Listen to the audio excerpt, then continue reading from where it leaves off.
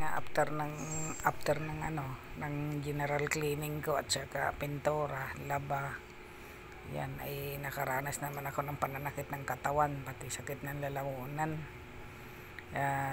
Ayan, nagmamasad ako ng sarili ko kasi wala naman akong anak para mautusan na nakilutin mo naman yung likod ko, yung katawan ko. Yan, sarili kong hilot na lang para mabuhay, nakahinga ng konti sa sakit na naramdaman. Yan, minsan nga nagpropose tayo mag-asawa para may magmasad-masad sa atin pag just in case na kailangan natin ng katuwang. So, kaso ay malas nga tayo sa asawa, at yan ay magsulukan na lang at wala ka pang stress sa katawan, hindi pa manakit ang ulo mo sa konsumisyon. So yan, massage ko yung mga parte ng masasakit ng katawan ko, pero yung likod hindi ko talaga kayang maabot. So yan, yung mga parte dyan sa ligo, yan sobrang sakit. Taste na lang tayo. Dati parang gusto natin na magkaanak lang kahit walang asawa para lang may mag-asikaso sa ating pagtanda. Kaso mali pala yung ating iniisip.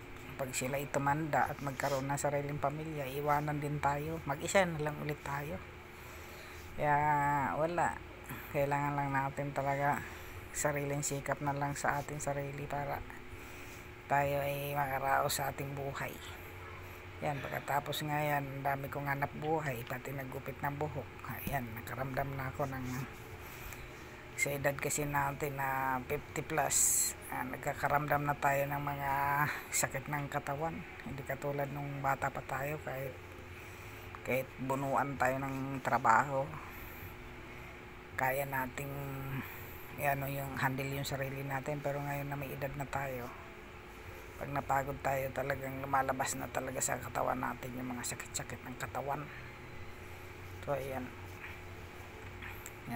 nagmasad ako ng sarili ko para makatulog ako ng maayos, kasi hindi ako makatulog, talagang naramdaman ko yung kirot ng katawan, grabe. So ayan, pagkatapos nga yan ay narelax yung katawan ko at ako'y nakatulog na masarap na magdamag. Ayan,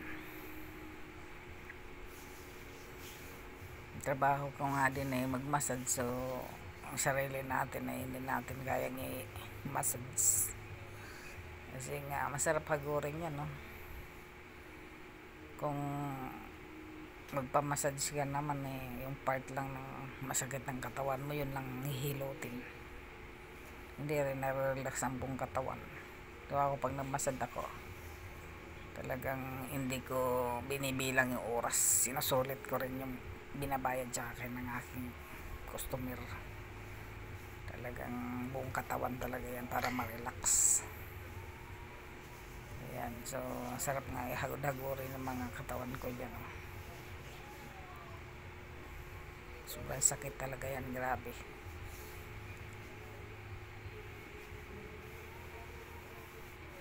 Ayan, medyo mahirap nga lang kasi siyempre nangangalay din katawan mo habang nagmamassage ka, kasi ma-relax nga buong katawan